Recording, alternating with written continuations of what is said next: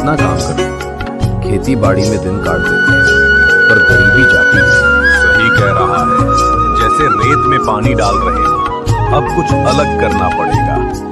उसी वक्त दो गांव वाले बातें करते हुए गुजरते। सुना, जंगल में आनंदी माई नाम की बूढ़ी रहती है, जो किसी का भी भविष्य बता देती है। और जिसे भी सही समय पर मिल जाए, उसकी किस्मत पलट जाती है। वीरू और तिलक ये सुनकर एक दूसरे को देखते हैं। क्यों ना हम भी उससे मिले। हाँ यार, कोशिश करने से क्या जाता है। दोनों घंटों खोजते हैं, पर आनंदी माई नहीं मिलती। तिलक, हम बेवकूफ बन गए क्या? तभी अचानक धुआं उठता है और आनंदी माई प्रकट होती है। तो आखिर तुम आ ही गए। तुम दोनों में से एक दिल का नेक है, दूसरा दिमाग का तेज, और भगवान ने मुझे तुम्हारी किस्मत बांटने भेजा है। वो दो एक जैसे मटके निकालती है, एक मटके में सोना है, दूसरे में मिट्टी। पर निर्णय समझदारी से करना, 1 साल तक इन्हें खोलना मत। सोने वाला मैं ही लूंगा।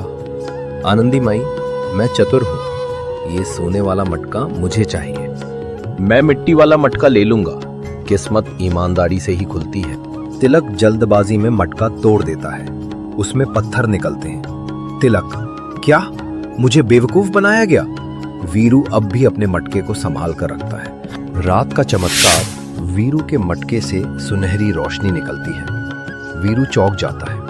अंदर से सुनहरा नक्शा निकलता है। उस पर लिखा था, ये खजाना उसी का है जो बिना लालच के दूसरों के लिए इसे ढूंढे। वीरू नक्शा लेकर पहुंचता है। तिलक चुपचाप पीछे पीछे आता है।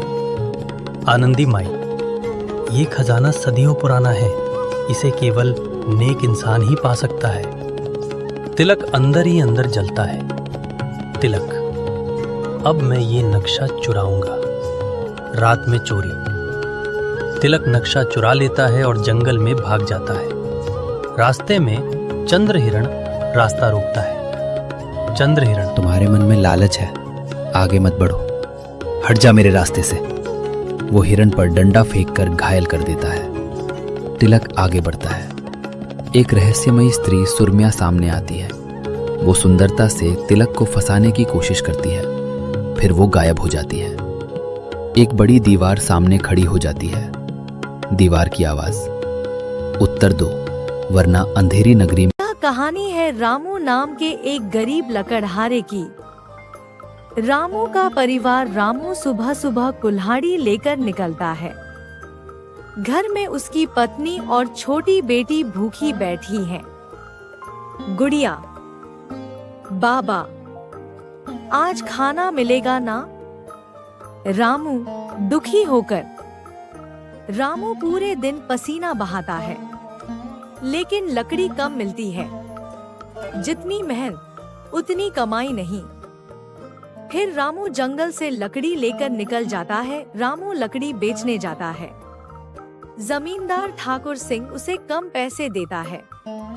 ले, बस इतने ही मिलेंगे। रामू, मालिक, थोड़ा और दे दीजिए।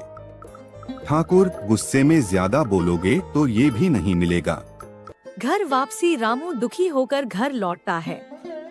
गुड़िया भूखी सो जाती है। गरीबी इंसान को तोड़ देती है, लेकिन रामू हार नहीं मानता। रहस्यमय जंगल, गहरे जंगल का फैसला। रामू सोचता है कि आज वह जंगल के और अंदर जाएगा।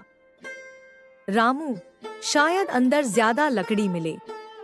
डरावना जंगल, घना जंगल, अजीब आवाजें। रामू थोड़ा डरता है। जादुई पेड़। रामू एक चमकता हुआ पेड़ देखता है। यह कोई साधारण पेड़ नहीं था। साधु का प्रकट होना। अचानक एक बूढ़ा साधु प्रकट होता है। बेटा, इस पेड़ को मत काटना। रामू, मुझे माफ कीजिए बाबा, मैं भूखा हूँ। ईमानदारी की परीक्षा। रामू पेड़ नहीं काटता और वापस जाने लगता है। साधु मुस्कुराकर, तुमने सही रास्ता चुना है। जादुई वरदान। साधु रामू को एक जादुई कुल्हाड़ी देता है।